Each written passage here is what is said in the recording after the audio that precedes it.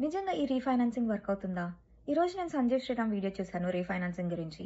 తను జాబ్ వచ్చిన తర్వాత తన లోన్ ఎలా క్లియర్ చేశాడు. ఇండియా నుంచి ఇక్కడికి ట్రాన్స్‌ఫర్ చేసుకున్న తర్వాత ఇక్కడ రీఫైనాన్స్ చేసి 7-8-9 ఇంట్రెస్ట్ రేట్స్‌కి తను రీపేమెంట్ చేసి లోన్ క్లోజ్ చేసుకున్నాడు with the using benefits from his office.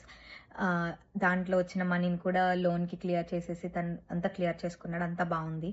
But ఇక్కడ నాకున్న క్వెషన్ ఏంటంటే ఇప్పుడు స్టూడెంట్స్‌గా ఉన్నప్పుడు మనం ఒక 20,00,000 లోన్ తీసుకున్నామనుకోండి.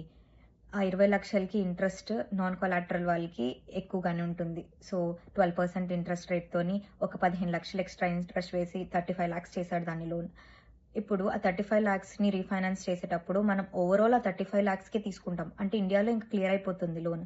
బట్ ఇక్కడ యూఎస్‌కొచ్చేసరికి ఆ 35,00,000 రూపీస్ డాలర్స్‌లో కన్వర్ట్ చేసిన తర్వాత ఓవరాల్ 35కి ప్లస్ ఇంట్రెస్ట్ ఏస్తాడు కదా!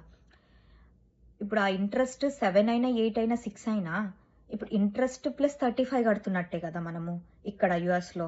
దానివల్ల మనం ఎక్కడ బెనిఫిట్ అవుతున్నాం? నాకైతే ఈ ఒక్క క్వెషన్ అయితే ఉండే. అంటే జాబ్ వచ్చిన తర్వాత ఆఫీస్‌లో బెనిఫిట్స్ ఇస్తే అండ్ దాని వల్ల పే చేయడం అనేది కంప్లీట్‌గా ఓకే. ఫైన్.